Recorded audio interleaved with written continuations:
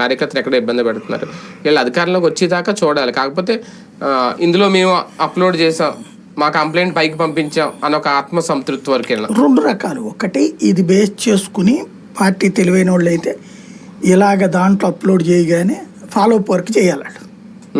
అది సరే, అక్కడ ఒక మానిటరింగ్ వ్యవస్థ ఉండాలి దీని మొత్తం. అలా చేయగలిగితే జగన్ సూపర్ లీడర్, నిజమైన నాయకుడు. అలా కాకుండా ఇవన్నీ మేము రాసుకుంటాము దాచుకుంటాము అంటే ఒక కామన్ పొలిటీషియన్, అంటే హైలీ నాలెడ్జబుల్ పొలిటీషియన్ అవడప్పుడు కొంత సెల్ఫిష్ పొలిటీషియన్ కూడా అవుతాడు. అది జగన్ తేల్చుకోవాలి. అంటే ఒక లైబ్రరీలో డిజిటల్ లైబ్రరీ తయారు చేసి పెడితే రేపు పొద్దున్న 4 ఏళ్ళతో అధికారంలోకి వస్తే కదా అవన్నీ చూడాలనేది. లేకపోతే వీళ్ళ కంప్లైంట్లన్నీ ఒక అరణ్య లాగా మిగిలిపోతాయి. కానీ వార్నింగ్లో ఏమన్నా మార్పు వచ్చిందా?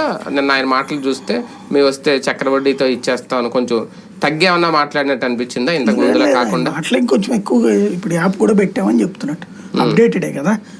ఇదివరకు మా వాళ్ళు గుర్తుపెట్టుకుంటారు, నా చేతిలో కూడా లేదనేవాళ్ళు. ఇప్పుడు అదే కాదు కదా, ఖచ్చితంగా అన్ని నోట్ చేసుకుని చూద్దామని చెప్తున్నాడు కదా.